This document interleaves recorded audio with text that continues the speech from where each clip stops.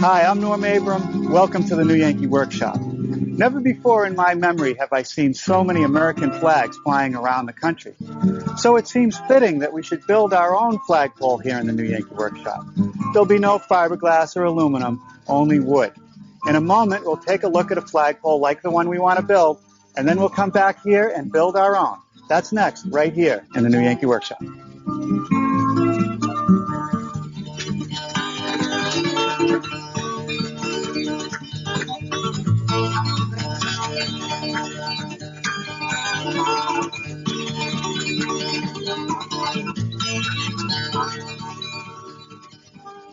Several years ago, we had a wooden flagpole installed on our Napa, California project.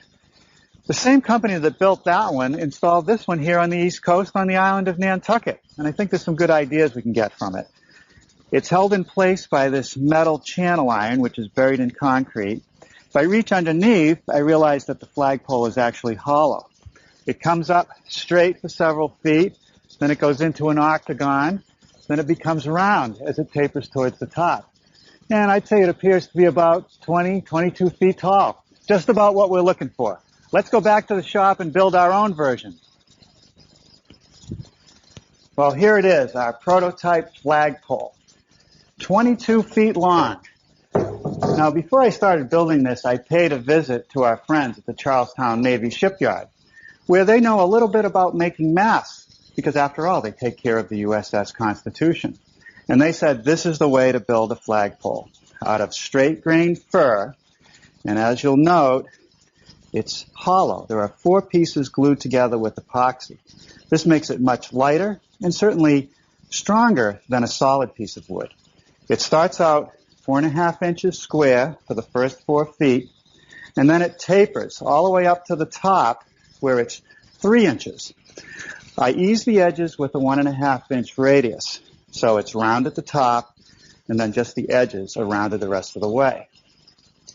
I would have to order special timbers if I wanted them 22 feet long. So I use standard dimension lumber and put joints that are tapered away from the flow of any water that might run down the pole, and I stagger them by at least 1.5 feet. Now the first thing that I want to do today is take the 1.5 inch thick fir and thin it down to 1.25 inches. Let's make some room in the shop. Before we use any power tools, let's talk about shop safety. Be sure to read, understand, and follow all the safety rules that come with your power tools. Knowing how to use your power tools properly will greatly reduce the risk of personal injury. And remember this, there is no more important safety rule than to wear these safety glasses. The objective here is to thin this stock down to 1.25 inches. So a couple passes on each side will take care of that.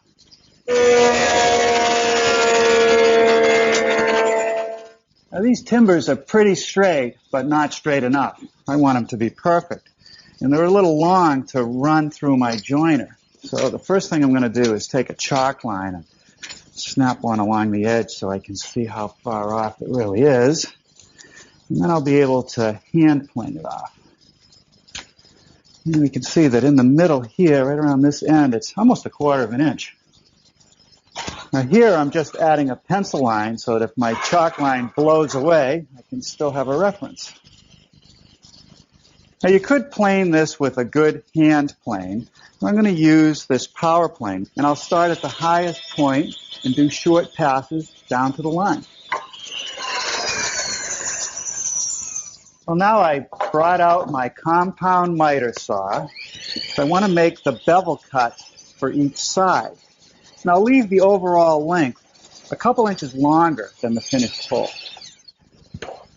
With all the bevels cut on my pieces, I'm ready to start tapering. And I'm going to do this one first, this edge, with a circular saw and a jig. Now the jig is made up of some 3/4 inch plywood that I biscuited together. And on the top of it, you can see this little cleat right here, little guide strip. And what that's for is to guide my circular saw as I make the taper. The base will ride up against it as I cut. Now when I laid out that guide, I started at the bottom, came up 49 inches where the pole will be straight. Then from this point all the way up to the other end, I just push this end out 3/4 of an inch, which is the taper that I want, snap the line, and install the guide. Now what I want to do is slide this over with about an inch showing at the top of our flagpole and secure it with a screw. And I want to make sure the joint is tight right here.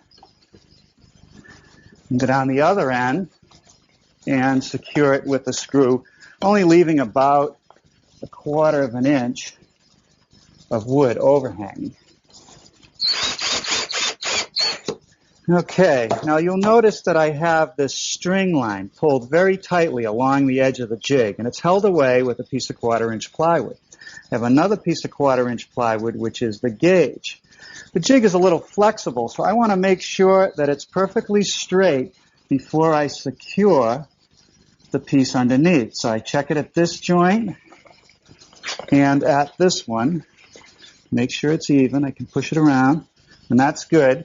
Now I want to make sure that the two pieces of 2x6 are straight to one another, so I'll use a straight edge to do that. And just pull them so that they're even. And now I can finish securing the piece. Now you can see the material that's going to be removed. What will be left underneath will be a piece that's tapered on one edge. Let me give you a little demonstration of what we're doing here. I've just tapered one edge of one of the wide sides. There are going to be two narrow pieces which will go in between, which we'll make later. The next step is to take the other side and taper that edge. Same jig, same method.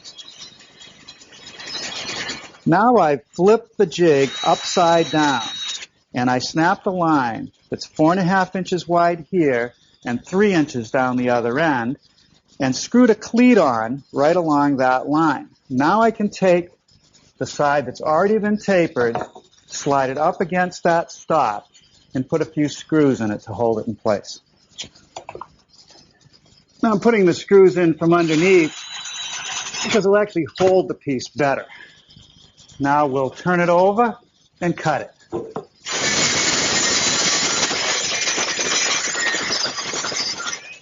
Okay. Now we took the jig off, and now you can clearly see the taper of our flagpole. Now I'll cut the other pieces. Now I'm moving the cleats that I just used to complete the wide pieces. I did a layout that started at 2 inches right here, and it goes all the way down to 1/2 inch at the top of the pole. And that's going to allow me to taper the pieces that will go in between the wide pieces. Now we just unscrew the jig, turn it over, and see how we did. And that's great. Now the good news is that I can take the scrap, flip it end for end, reset it in the jig, and cut another one for the other side. Now a little work with the power plane to make sure that the bottom 48 inches of the pole is straight.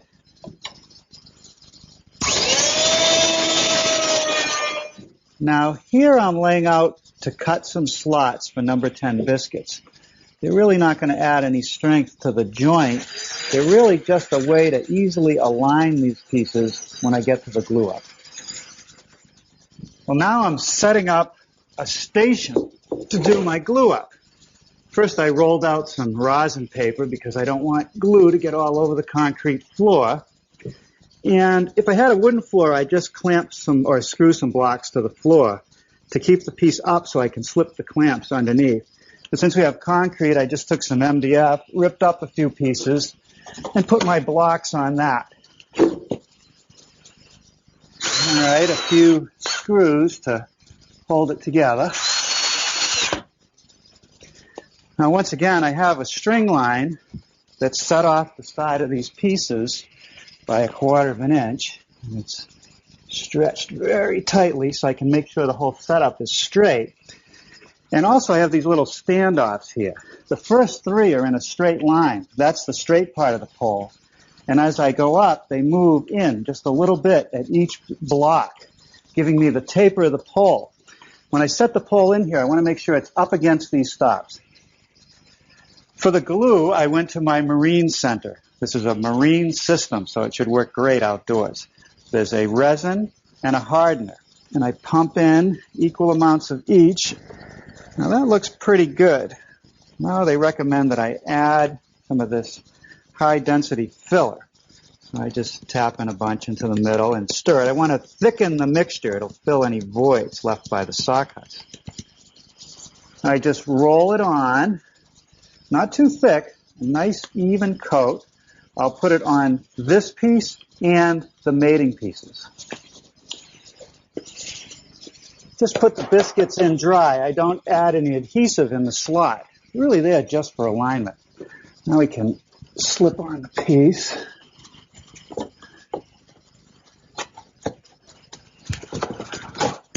I have to work pretty quickly here. I don't want it to set before it's all clamped up. All right, I think we're there. I've used just about every clamp in the shop. Joints seem nice and tight, and it's sitting in the jig just right. We'll let it sit overnight, finish it up tomorrow. Well, good morning. It's such a nice day that we decided to do the sanding outside. Now, the idea here is just to remove the excess glue and even up any edges. Best way to do that is with the belt sander.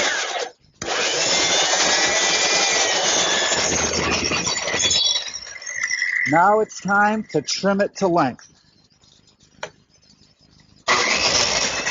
I'm going to round over these corners, but to ease the work for the router, I'm clipping these corners. I've put a line over 3/4 of an inch. My saw is set at 45 degrees.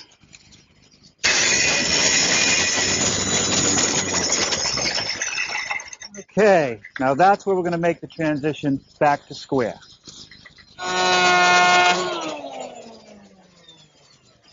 To do the round over, I'm using an 1.5 inch rounding over bit. It's the largest one that I have. It has a ball bearing which rides along the edge, and because I'm removing so much material and it's such a large bit, I'm running the router at the slowest speed and not trying to do it all at once. I take my time and nibble the material away.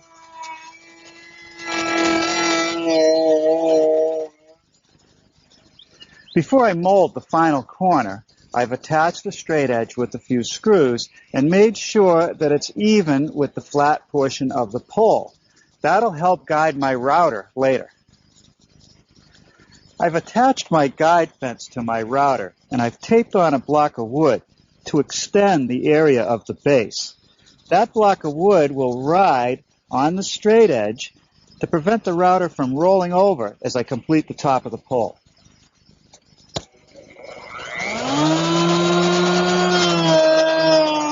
A little final sanding, and this will be ready for the paint shop. It's such a nice day that we decided to paint the flagpole outside. I tacked it off to get rid of all the dust and wiped it down with some thinner, and now I'm putting on a high-tech marine undercoater. It's an alkyd paint. I brush on a nice thin coat, and we'll let it dry overnight. For the top coats on our flagpole, I'm using, once again, a marine paint. This is a silicone copolymer resin. I'll put on about 3 coats with a light sanding between each, and that should protect this flagpole for many, many years. Well, it's nice to have a friend in the welding business at a time like this. I had to figure out how to anchor the flagpole into the ground. So I turned to Bob Diorio, a welder who's done a lot of work for this old house. And this is what he made for me. Let me pull it out of the cart so I can show you. Now, we've noticed that on some old flagpole installations that they would take 2 chunks of wood, timbers, and sink them in the ground. There would be 2 holes. One is a pivot point, and the other secures the flagpole in a vertical position. Now, the advantage of that is that if you have to do maintenance on the pole, like painting or fix the rigging, you simply pull out the lower bolt and tip it down, and it's easy to work on. Also, if a big hurricane kicks up and you want to take it down for safety, it'll only take a few minutes. This is also powder coated the paint is baked on, so you'll never have to touch it. Now this stick is our locator. Been walking around the site trying to figure out where the flagpole will be best suited. This seems to be a good location, looking out over the harbor and near this old sailboat. Now I have to dig a hole for the anchor, 24 inches in diameter, 32 inches deep. Thankfully, the digging is easy. That's good. That's good. Okay, now mix it up really well. With a job like this, I can use all the help I can get. So I recruited the local kids. Come on, keep mixing it up. We'll be done soon.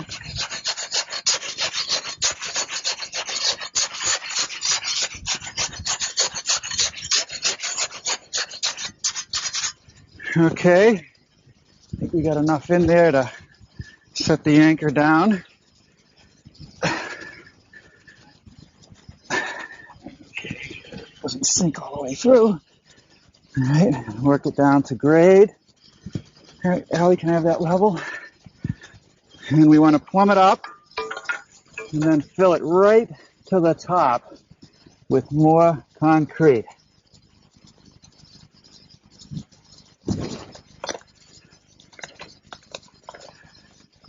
Well, it's been several weeks since we poured the concrete to secure our flagpole anchor, and it's well set up. It's not going to go anywhere.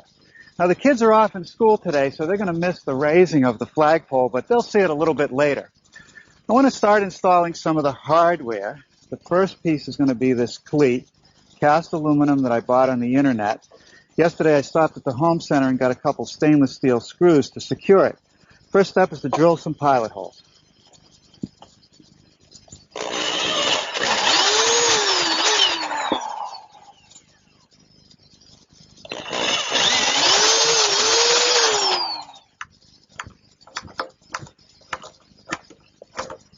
All right, that's not going to go anywhere.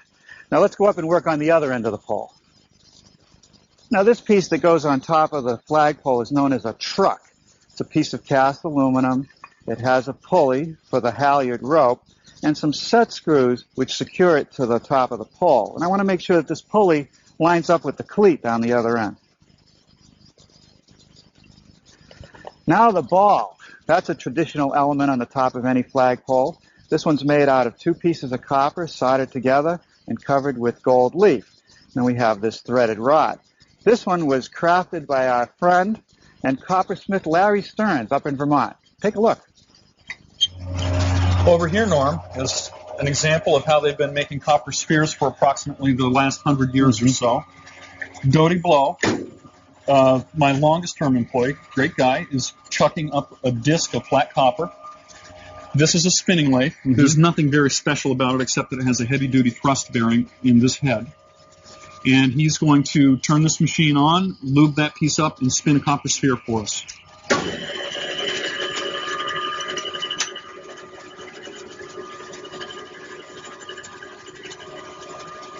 This tool that he's picking up right here is a very blunt-ended, high-polished piece of steel.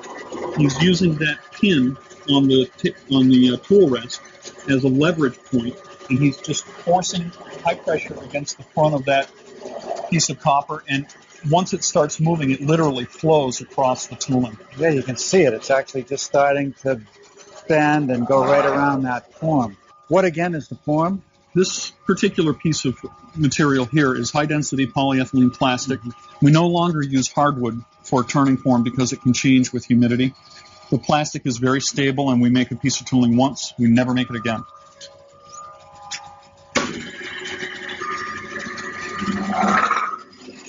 Oh, look at that.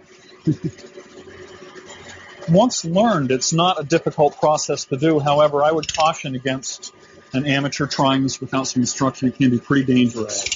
It's really working it both ways. Essentially, that's the secret to spinning. By pushing back from the outside edge, you prevent the material from getting thin. If you work from the center out constantly, the material gets very thin. That's logical. Boy, it only takes a few seconds. It does. It's very quick. All right, so you have half the ball. That's correct. Now we'll use the same tooling. We'll spin another half, solder the two halves together, and add the threaded connection that you need for your flagpole. That's great. Thank you, Dodie. Welcome. Well, now I've taken some 5/16 inch diameter polypropylene line, looped it through the pulley and run it to the bottom of the pole, cut it and burn the ends. Now I want to connect them together, so I'm going to do a fisherman's knot. On this end I'll tie a loop, run this through, over, under, through, pull that up tight. That takes care of that. Now I want to put on one of the snaps, and these are covered in vinyl.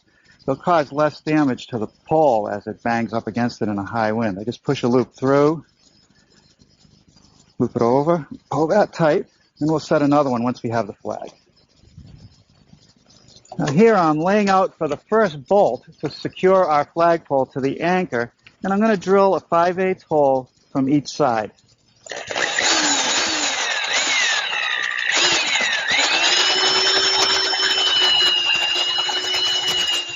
Now for a bolt, I'm actually using stainless steel threaded rod, a stainless steel nut, and I'm going to put a lock washer on each side.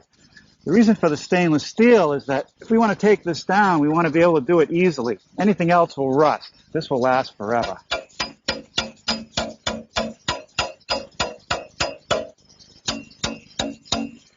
Okay, another lock washer, another nut. All right, let's just snug this up, but I don't want it fully tightened yet. All right, see if we can hoist this thing up.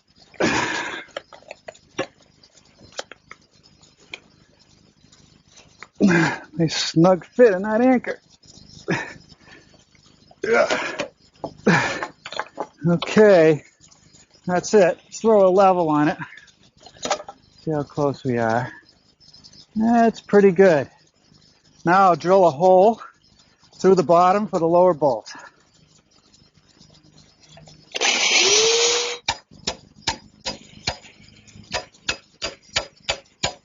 Beautiful. All right, get the flag clipped on. Now we'll raise it up. Nice light breeze today. All right, there it is. Our wooden flagpole and Old Glory flying on Nantucket. And don't forget that Big Build Thursday later from 9 takes a look at the house that Macintosh built. Witness the restoration job of an old building inspired by the classic Scottish designer. Inspirational DIY next though with Dean and Robin. Home time is next.